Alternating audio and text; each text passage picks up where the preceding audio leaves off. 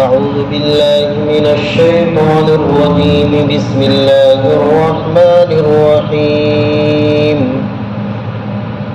حرمت عليكم الميتة والدم ولحم الخنزير وما أهل لغير الله به والمنخنقة والموقوذة والمتردية والنطيحة وما أكل السبع إلا ما ذكيتم وما ذبح على النصب وأن تستقسموا بالأزلام ذلكم فسق. اليوم يئس الذين كفروا من دينكم فلا تخشوهم واخشون. اليوم أكملت لكم دينكم وأتممت عليكم نعمتي ورضيت لكم الإسلام دينا.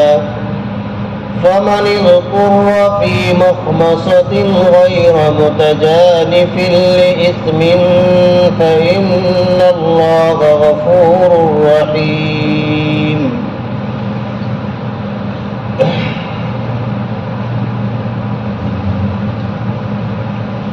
یہ سورہ مائدہ ہے. اس سے پہلے آیت شریفہ میں جو آیت شریفہ پڑھی ہے یہ حکم آیا تھا کہ ایمان والوں شرعی احکام کی بے حرمتی نہ کرو. شرعی احکام کی بے حرمتی کرنا یہ بھی ہے کہ آدمی شرعی احکام کے خلاف عمل کرے. شرعی احکام پر عمل نہ کرنا یہ بھی ایک طرح سے شریعت کے احکام کی بے حرمتی ہے. اس آیت شریفہ میں کچھ وہ جانور بیان کیے گئے ہیں کہ جن کا کھانا حرام ہے. جانور بھی اللہ نے پیدا فرمائے ہیں، انسان کو بھی اللہ نے پیدا فرمایا ہے. اللہ کو معلوم ہے کہ انسان کے لیے کس جانور کا گوشت مضر ہے، نقصان دہ ہے، اور کس جانور کا گوشت مفید ہے، فائدہ مند ہے. تو جن جانوروں کا گوشت انسان کے لیے مفید ہے، فائدہ مند ہے، ان کو حلال کر دیا گیا. اور وہ جانور کہ جو انسان کے لیے کسی نہ کسی اعتبار سے نقصان دہ ہے، خواہ جسمانی اعتبار سے نقصان دہ ہو کہ ان کے کھانے کی وجہ سے انسان کے بدن میں، جسم میں کوئی بیماری پیدا ہو سکتی ہو، یا اخلاقی اور روحانی اعتبار سے نقصان دہ ہو کہ ان کے کھانے کی وجہ سے انسان کا باطن بگڑتا ہے، انسان کے اخلاق بگڑتے ہیں، انسان کے اندر بہت سی اخلاقی بیماریاں جنم لیتی ہیں. تو اس طرح کے جانوروں کا گوشت اللہ نے حرام کر دیا. تو وہ چیزیں جو انسان کے لیے نقصان دہ ہے، مضر ہے، چاہے وہ نقصان دہ جسمانی اعتبار سے ہو یا وہ نقصان دہ روحانی اعتبار سے ہو، ان کو حرام کر دیا گیا. چنانچہ اس آیت شریفہ میں تقریباً 11 چیزیں بیان کی گئی ہے کہ جن کو حرام کیا گیا. پہلی چیز ہے حرمت علیکم المیتہ، تمہارے لیے مردار کو حرام کر دیا گیا.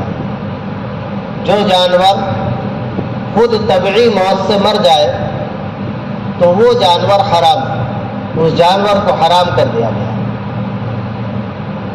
سائنسداں بھی، اطباء بھی سب کہتے ہیں کہ مردار جانور کا گوشت کھانا یہ انسان کے لیے مضر ہے، جسمانی اعتبار سے اس کے لیے نقصان دہ ہے. تو پہلے نمبر پر اللہ نے فرمایا کہ مردار تمہارے لیے حرام ہے. والدم، اور بہنے والا خون بھی حرام ہے، بہنے والا خون بھی حرام ہے. دو مردار ایسے ہیں جن کو حلال کیا گیا، ایک مچھلی اور دوسرے ٹڈی. ان دو کے علاوہ جتنے بھی مردار ہیں ان سب کو حرام کر دیا گیا. چونکہ ان دونوں کے اندر دم مسفوح نہیں ہوتا، بہنے والا خون نہیں ہوتا، یہ مضر نہیں۔ دوسری چیز، خون بہنے والا وہ حرام کر دیا گیا۔ نمبر 3، ولحم الخنزیر، اور خنزیر کا گوشت تمہارے لیے حرام کر دیا گیا۔ گوشت، پوست، پٹھے، سب چیزیں خنزیر کی حرام ہیں، نجس العین، خنزیر کے تمام اجزاء حرام۔ وما اہل لغیر اللہ بہ، چوتھے نمبر پر فرمایا کہ وہ جانور جس کو غیر اللہ کے نام پر چھوڑ دیا گیا ہو، غیر اللہ کے نام پر قربان کر دیا گیا ہو، وہ جانور بھی تمہارے لیے حرام ہے، جس پر اللہ کے علاوہ کا نام پکارا گیا ہو۔ وما اہل لغیر اللہ بہ کے دو معنی ہیں۔ ایک معنی تو یہ ہے کہ عام جانور ہیں جن کا گوشت کھانا حلال ہے، لیکن اس جانور کو ذبح کرتے وقت اللہ کا نام نہیں لیا گیا، اللہ کے علاوہ کسی بت کا نام لے کر ذبح کیا گیا یا کسی پیر کا نام لے کر ذبح کیا گیا، تو غیر اللہ کے نام پر غیر اللہ کی رضامندی کے لیے، خوشنودی کے لیے اس جانور کو قربان کیا گیا نہیں، تو وہ جانور کھانا بھی حرام ہے۔ کوئی پیر کے لیے، صابر صاحب کے لیے بکرا کاٹ رہا ہے، صابر صاحب کے لیے ڈیک کر رہا ہے، تو اس ڈیک کا کھانا بھی حرام اور اس بکرے کا کھانا بھی حرام۔ وما اہل لغیر اللہ۔ نمبر 2، دوسرے معنی وما اہل لغیر اللہ کے بھی کے معنی یہ ہے کہ جانور کو زندہ چھوڑ دیا گیا غیر اللہ کے نام پر، جیسے مشرکین چھوڑ دیتے ہیں جانوروں کو اپنے بتوں کے نام پر، اور وہ جانور جنگلوں میں پھرتے رہتے ہیں، سڑکوں پر پھرتے رہتے ہیں، تو یہ جانور ہیں کہ جن کو غیر اللہ کے نام پر چھوڑا گیا ہے، جن پر غیر اللہ کا نام لیا گیا ہے، جو غیر اللہ کے لیے قربان کیے گئے ہیں، تو وہ جانور حرام ہے۔ علماء نے لکھا ہے، جمہور فقہا کا مذہب یہ ہے کہ یہ ایسے جانور جن کو غیر اللہ کے نام پر چھوڑا گیا ہے، اگر ان کو اللہ کا نام لے کر ذبح بھی کیا جائے گا تو تب بھی یہ جانور حلال نہیں ہو، تب بھی یہ جانور حلال نہیں ہو۔ اب کتنے لوگ ہیں جو اس طرح کے جانوروں کو پکڑ کر ذبح کر کے کھلا دیتے ہیں، تو ذرا تحقیق سے اچھی جگہ سے آدمی کو گوشت لینا چاہیے، چاہے 2 روپے مہنگا ہو، ورنہ اس کا اثر جسم پر بھی برا پڑے گا اور اخلاق پر بھی برا اثر پڑے گا۔ تو ایسے جانور کہ جن کو غیر اللہ کے نام پر چھوڑ دیا گیا، سڑکوں پر پھر رہے ہیں، جنگلوں میں پھر رہے ہیں، گوشتوں پر مہر بھی لگی ہوئی ہوتی ہے، نشانات بھی لگے ہوئے ہوتے ہیں، ان کو پکڑ کر اگر اللہ کا نام لے کر بھی 1,00,000 بار بسم اللہ پڑھ کر بھی ذبح کرو گے تب بھی وہ حلال نہیں ہوگا ان کا کھانا۔ یہ یاد رکھنے کی بات ہے۔ تو صحیح تحقیق والی جگہ سے جہاں آپ کا اعتبار ہو وہاں سے گوشت خریدنا چاہیے، ورنہ دال سبزی کھا لے آدمی وہ اچھا ہے، ایسی چیز نہ کھائے، اس سے جسمانی بھی نقصان ہے، روحانی بھی نقصان ہے۔ والمنخنقۃ، نمبر 5، وہ جانور بھی حرام ہے کہ جو گھٹ کر مر جائے۔ ایسا جانور جو گھٹ کر مر گیا، یا کوئی جانور جال میں پھنس گیا اور پھنستے ہی وہ مر گیا، تو وہ جانور بھی حرام ہے۔ گھٹ کر مرا ہوا جانور حرام ہے، چاہے وہ اپنے رستے سے گھٹا ہو یا کوئی پرندہ ہے وہ جال میں پھنس گیا، پھنس کر مر گیا، تو وہ بھی حرام ہو جائے۔ والموقوذہ، نمبر 6، وہ جانور جس پر سخت ضرب لگائی گئی ہو، بہت زور سے جس کو چوٹ ماری اور چوٹ مارنے سے وہ مر گیا، اتنی زور سے لاٹھی ماری کہ جس سے وہ جانور مر گیا، تو یہ جانور بھی حرام ہو جائے۔ والمتردیۃ، نمبر 7، وہ جانور جو اوپر سے گر کر مر جائے، وہ جانور جو اوپر سے گر کر مر جائے وہ بھی حرام ہے۔ پہاڑ سے گر کر مر گیا، کسی اور اونچی جگہ سے گر کر مر گیا، تو وہ جانور بھی حرام ہے۔ حضرات صحابہ کرام رضی اللہ تعالی عنہم اس قدر احتیاط فرماتے تھے.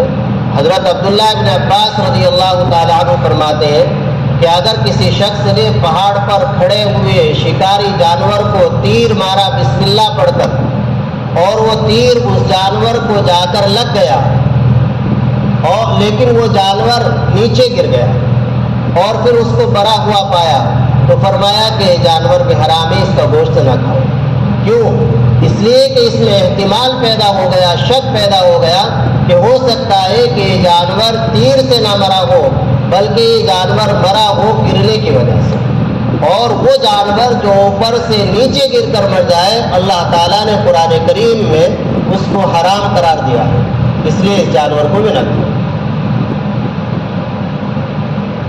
والنطیحۃ, اور وہ جانور کہ جو ٹکر لگنے کی وجہ سے مر جائے, وہ جانور جس کی ٹکر ہوئی کسی چیز سے, کسی سواری سے ٹکر ہوئی یا کسی دیوار سے ٹکر ہو گئی, کسی پتھر سے ٹکر ہو گئی, یا آپس میں دو جانوروں کی ٹکر ہو گئی, ایک دوسرے کا سینگ لگ گیا جس کی وجہ سے وہ جانور مر گیا, اس کا کھانا بھی حلال نہیں, وہ بھی حرام ہے. وما اکل السبع الا ما ذکیتم, ایسے ہی وہ جانور جس کو کسی درندے نے پھاڑا کھایا اور وہ جانور مر گیا تو اس کا کھانا بھی تمہارے لیے حلال نہیں. گرچہ خون نکل گیا درندے کے پھاڑنے کی وجہ سے لیکن وہ تمہارے لیے حلال نہیں ہے. الا ما ذکیتم, اس کا تعلق پہلی جو 4 قسمیں ان کے علاوہ ہے.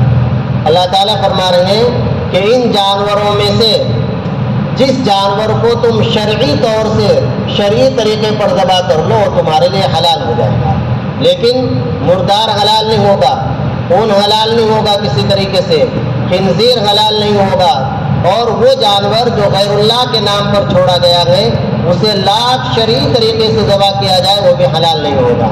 ہاں یہ جانور ہے کہ کوئی جانور گھٹ کر مر رہا تھا, آپ نے اس کو اللہ کا نام لے کر بسم اللہ پڑھ کر اس پر چھری چلا دی اور وہ زندہ تھا, زندے پر چھری چلائی, مردے پر نہیں, زندے پر چھری چلائی تو وہ جانور تمہارے لیے حلال ہو جائے گا. ایسے ہی کسی جانور کو لاٹھی ماری اور اس کی حالت خراب ہو گئی لیکن ابھی زندہ ہے, آپ نے اس کو بسم اللہ پڑھ کر شرعی طریقے کے مطابق ذبح کر دیا تو وہ جانور بھی حلال ہو جائے گا. کوئی جانور اوپر سے نیچے گرا لیکن زندہ ہے, آپ نے اس کو شرعی طریقے کے مطابق اللہ کا نام لے کر بسم اللہ پڑھ کر ذبح کر دیا وہ بھی حلال ہو جائے گا. ایسے ہی کسی جانور کی ٹکر ہو گئی لیکن زندہ ہے, وہ زندے پر آپ نے اللہ کا نام لے کر چھری چلا دی تو وہ بھی تمہارے لیے حلال ہو جائے گا. تو اسے ایسے ہی کسی درندے نے کھا لیا جانور کو لیکن جانور مرا نہیں, ابھی زندہ ہے, آپ نے اس کو شرعی طریقے کے مطابق بسم اللہ پڑھ کر ذبح کر دیا تو وہ بھی حلال ہو جائے گا. تو وہ جانور جس کو تم شرعی طریقے کے مطابق اللہ کا نام لے کر ذبح کر دو تو جانور تمہارے لیے حلال ہو جائے گا. وما ذبح علی النصب, 10ویں نمبر پر فرمایا کہ وہ جانور جس کو ذبح کیا گیا ہو, وہ جانور جس کو ذبح کیا گیا ہو پتھروں پر وہ بھی حرام ہے. اس سے کیا مراد ہے؟ خانہ کعبہ کے آس پاس, بیت اللہ کے آس پاس زمانہ جاہلیت میں کچھ پتھر مشرکین نے کھڑے کر رکھے تھے اور ان پتھروں کی وہ پوجا کیا کرتے تھے, ان پتھروں کی پوجا کیا کرتے تھے اور وہیں پر لے جا کر جانوروں کو ان پتھروں کے نام پر ذبح کرتے تھے. تو اللہ فرما رہے ہیں کہ جو ان پتھروں پر, ان پتھروں کے پاس اور ان پتھروں کے نام پر, ان بتوں کے نام پر جانور ذبح کیا گیا ہے وہ بھی حرام ہے. وما ذبح علی النصب وان تستقسموا بالازلام, 11ویں نمبر پر فرمایا کہ تیروں کے ذریعے تمہارا قسمت معلوم کرنا یا تقسیم کرنا یہ بھی حرام ہے. تیروں کے ذریعے قسمت معلوم کرنا یہ حرام ہے. زمانہ جاہلیت کے اندر ایک بری رسم یہ تھی کہ 7 تیر تھے اور ان تیروں کے ذریعے سے فال نکالا کرتے تھے. کوئی کام کرنا ہے غیب کی خبر ان تیروں کے ذریعے سے معلوم کرتے تھے. ان تیروں میں سے ایک پر لکھا ہوا تھا نعم, جس کے معنی ہے ہاں, یہ کام کرنا ہے۔ ایک پر لکھا ہوا تھا لا، نہیں یہ کام نہیں کرنا، تو 100 روپے لے کر جس کے پاس وہ تیر تھے تو وہ اختیار دیتا تھا کہ لو اس میں سے تیر اٹھاؤ، تو اگر تیر پر نام لکھا ہوا آ گیا تو اس کام کو کر لیتے تھے، لا لکھا ہوا آ گیا تو نہیں کرتے تھے۔ تو ظاہر ہے کہ غیب کی خبر معلوم کرنا ہے، کام کے اندر خیر ہے شر ہے، شرعی طریقے سے اللہ سے استخارہ کرو، دعا کرو، یہ تو چیز ہے، لیکن غیب کی خبر کسی کو معلوم نہیں ہو سکتی، تیروں کے ذریعے معلوم کرنا ہے ناجائز اور حرام۔ لیکن یہاں اس کی کیا مناسبت ہے؟ یہاں تو جانوروں کے گوشت کے حرام ہونے کا تذکرہ چل رہا ہے، تو یہاں مناسبت یہ ہے اس کی کہ ان تیروں کے ذریعے وہ یہ بھی کیا کرتے تھے کہ چند آدمی مل کر ایک اونٹ ذبح کرتے اور اس اونٹ کے گوشت کو اب تقسیم کرنا چاہیے، جس نے جتنے پیسے دیے ہیں اس پر اتنا گوشت چلا جائے، جتنا جس کا حصہ ہے، جتنی جس کی رقم ہے اس پر اتنا گوشت جانا چاہیے۔ جیسے قربانی کا جانور ہے، جس نے 2 حصے لے کر رکھے اس پر 2 حصوں کا گوشت جائے گا، جس نے 3 لے رکھے اس پر 3 کا جائے گا، جس کا 1 ہے 1 کے بقدر۔ اب وہ ایسا کرتے تھے کہ ان تیروں کے ذریعے ہی گوشت تقسیم کرتے تھے۔ اب کسی پر تو ان تیروں کے ذریعے بہت سارا گوشت چلا گیا اور کسی پر بہت کم گیا، اور بعض خالی بھی رہ جاتے تھے، بعض خالی بھی رہ جاتے تھے، تو یہ جوئے کی شکل ہے۔ تو اللہ نے اس سے منع فرمایا کہ یہ بھی حرام ہے۔ شریعت کے اندر ہر ایسی چیز جس میں سامنے والے کا دوسرے کا ضرر ہو یا غرر ہو، دھوکہ دینا ہو، اس کو حرام کرا دیا۔ ذالکم فسق، یہ سب کے سب فسقیہ کا، اللہ اور رسول کی نافرمانی کے کام، شریعت سے ان کا تعلق نہیں ہے۔ الیوم یئس الذین کفروا من دینکم فلا تخشوهم واخشون اليوم اکملت لکم دینکم واتممت علیکم نعمتی ورضیت لکم الاسلام دینا۔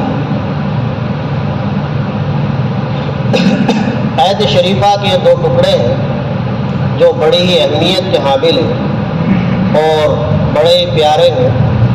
پہلے ٹکڑے کا ترجمہ تو یہ ہے کہ آج کافر لوگ مایوس ہو گئے تمہارے دین سے، انہیں پتہ چل گیا کہ دین محمدی، دین اسلام غالب آ چکا ہے اور ہمارا کفر و شرک مغلوب ہو چکا ہے۔ فلا تخشوہم واخشونی، اللہ فرماتا ان کافروں اور مشرکوں سے نہ ڈرنا، مجھ سے ڈرنا۔ یہ صرف اس وقت کے مسلمانوں کو یہ خطاب نہیں تھا، یہ قیامت تک کے آنے والے تمام مسلمانوں کو خطاب ہے۔ بس دوسری چیز پر عمل کر لو، پہلی چیز خود بخود ہے، اللہ کا ڈر اپنے اندر پیدا کر لو، کافر اور مشرکوں کا ڈر خود بخود نکل جائے گا۔ فلا تخشوہم واخشونی، ان کافروں سے نہ ڈرنا، مجھ سے ڈرنا۔ مجھ سے ڈرو گے تو کسی کا ڈر نہیں ہوگا، اور مجھ سے نہیں ڈرو گے تو ایک چیونٹی کا بھی دل کے اندر ڈر ہوگا۔ اگر اللہ سے نہیں ڈرو گے، اللہ کا خوف دل کے اندر نہیں ہوگا، تو پھر ذرا ذرا سی چیزوں کا خوف دل کے اندر ہوگا، اور اگر اللہ کا خوف ہوگا تو پھر بڑی سے بڑی چیز کا خوف بھی اللہ تعالیٰ اس آدمی کے دل سے نکال دیتے ہیں، پھر کسی کا ڈر نہیں رہتا جب اللہ کا خوف ہوتا ہے۔ دوسرے ٹکڑے میں فرمایا الیوم اکملت لکم دینکم، آج میں نے تمہارے دین کو مکمل کر دیا، واتممت علیکم نعمتی، اور تمہارے اوپر اپنی نعمت کو تام کر دیا، ورضیت لکم الاسلام دینا، اور تمہارے لیے میں دین اسلام کو پسند کرتا ہوں، میں نے اس کو تمہارے لیے منتخب کیا۔ یہ جو آیت شریفہ ہے یہ نبی پاک صلی اللہ علیہ وسلم کی زندگی کی بالکل آخری آیت ہے، احکام کے اعتبار سے بالکل آخر میں نازل ہوئی۔ اس کے بعد کچھ آیتیں نازل ہوئی ہیں جو ترغیب ترہیب کے اعتبار سے، یعنی جن میں رغبت دی گئی ہے کہ شریعت کے احکام پر عمل کرو، اور نہ کرنے پر وعید بیان کی گئی ہے، ڈرا گیا ہے، اس طرح کی کچھ آیتیں نازل ہوئی۔ اور کب نازل ہوئی آیت شریفہ؟ یہ سن 10 ہجری میں نازل ہوئی۔ کس تاریخ میں؟ 9 ذی الحجہ کو، عرفے کے دن، جمعے کا دن ہے۔ عرفے کا دن جو سید الایام ہے، پورے سال کے تمام دنوں کا سردار ہے، عرفے کا دن اللہ کی خصوصی رحمتوں کا نزول ہوتا ہے۔ نبی پاک صلی اللہ علیہ وسلم کا حج ہے، حضرات صحابہ کرام رضی اللہ تعالی عنہم کا ایک بڑا مجمع ہے، 1.5 لاکھ صحابہ تھے، 1.5 لاکھ صحابہ، ایسے متبرک نفوس، ایسی بابرکت شخصیات، اور جگہ بھی وہ جو ایک مبارک جگہ ہے میدان عرفات ہے، پھر میدان عرفات کا بھی وہ حصہ کہ جو جبل رحمت کے بالکل قریب ہے، جہاں اللہ کی خصوصی رحمتوں کا نزول ہوتا ہے۔ دن بھی بڑا مبارک دن، جمعے کا دن، اور وقت بھی بڑا مبارک وقت، عصر کے بعد کا وقت تھا جو قبولیت کی گھڑی ہے۔ اس وقت یہ آیت شریفہ نازل ہوئی، جمعے کا 10 ذی الحجہ ہے اور 10 ہجری ہے، 9 ذی الحجہ ہے، عرفے کا دن ہے، اور مقام عرفات کے میدان عرفات ہے، جبل رحمت کے قریب ہے، جمعے کا دن ہے، عصر کے بعد کا وقت ہے۔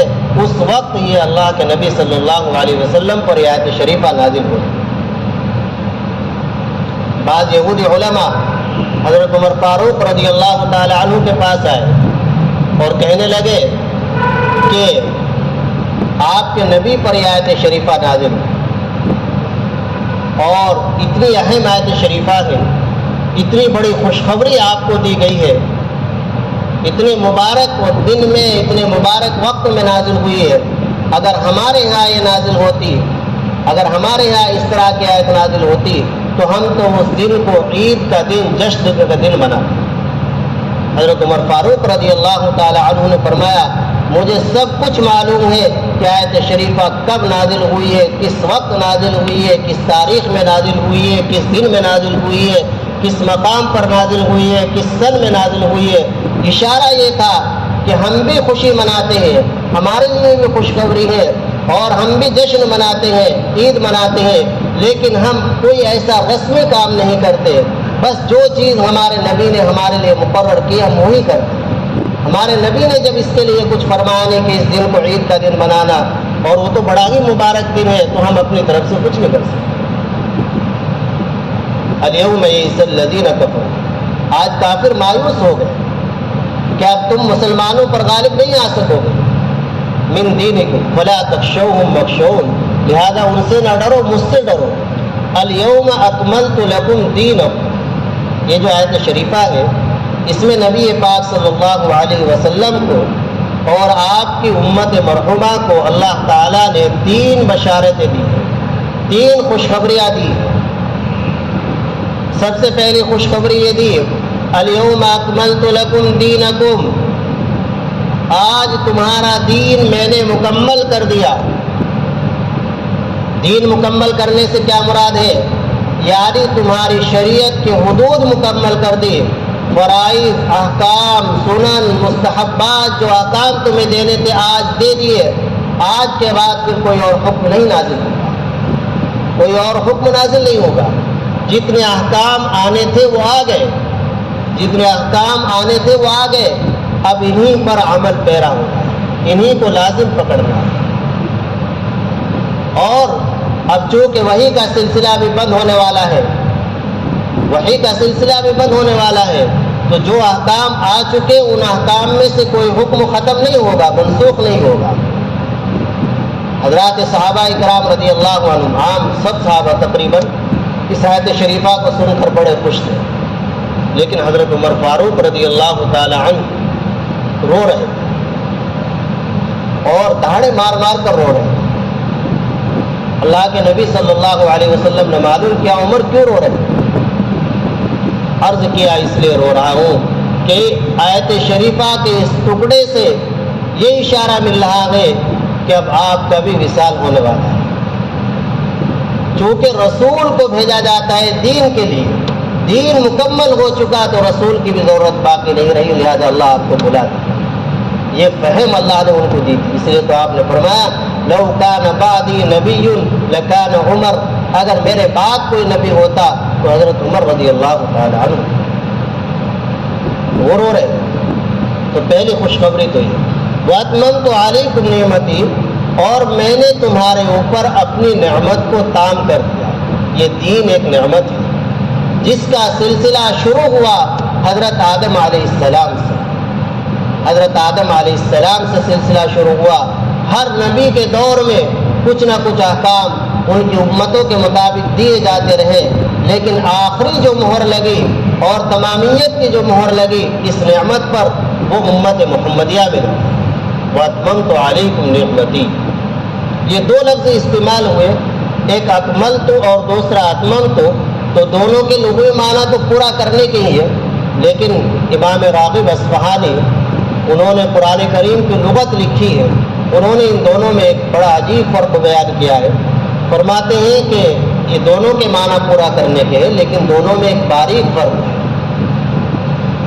ایک تو پورا کرنا یہ ہوتا ہے کہ بس جس چیز کی ضرورت ہے وہ پورا ہو گئی، اور دوسرے اگر اور بھی آ جائے تو آ جائے، ہمارا کوٹا پورا ہو گیا لیکن اگر اور آ جائے تو لے لیں گے۔ ایک تو پورا ہونا ہی ہوتا ہے، اور دوسرا پورا ہونا ہوتا ہے کہ ہماری یہ جو ضرورت تھی وہ پوری ہو گئی اور دوسری کی ہمیں ضرورت نہیں رہی، دوسرے کو ہم آنے نہیں دیں گے۔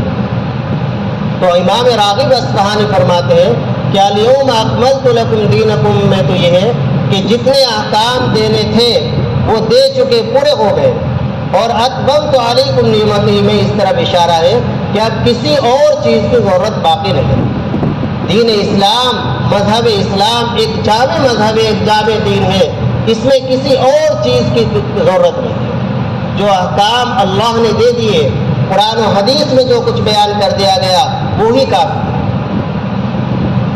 وَرَضِيتُ لَكُمُ الْإِسْلَامَ دِينًا، اور میں تمہارے لیے دین کے اعتبار سے، مذہب کے اعتبار سے مذہب اسلام سے راضی ہوں۔ میں نے تمہارے لیے جو منتخب کیا ہے وہ دین اسلام کو منتخب کیا ہے۔ وَمَنِ اضْطُرَّ فِي مَخْمَصَةٍ غَيْرَ مُتَجَانِفٍ لِإِثْمٍ فَإِنَّ اللَّهَ غَفُورٌ رَحِيمٌ، جو آدمی بھوک کی وجہ سے مجبور ہو جائے اور وہ گناہ کی طرف مائل ہونے والا نہ ہو تو اللہ تعالیٰ معاف فرمانے والے، رحم فرمانے والے۔ کیا مطلب؟ آیت شریفہ کا یہ آخری ٹکڑا ہے، اس کا تعلق ان 11 قسم کے جانوروں سے ہے جن کا گوشت حرام کیا گیا، کہ یہ جانور ہے جن کا گوشت حرام ہے، مردار جانور ہے، خون ہے بہنے والا، خنزیر کا گوشت ہے، وہ جانور ہے جس کو غیر اللہ کے نام پر چھوڑ دیا گیا، ایسے ہی کوئی جانور اوپر سے نیچے گر کر مر گیا، تو یہ جتنے بھی حرام جانوروں کا تذکرہ ہے ان کا گوشت کھانا حرام ہے۔ لیکن اگر ایسی کیفیت، ایسی حالت ہے کہیں پر کہ جان جانے کا خطرہ ہے، جان خطرے میں ہے، اور کھانے پینے کی کوئی چیز موجود نہیں سوائے ان حرام چیزوں کے، تو پھر اگر آدمی اپنی جان بچانے کے لیے،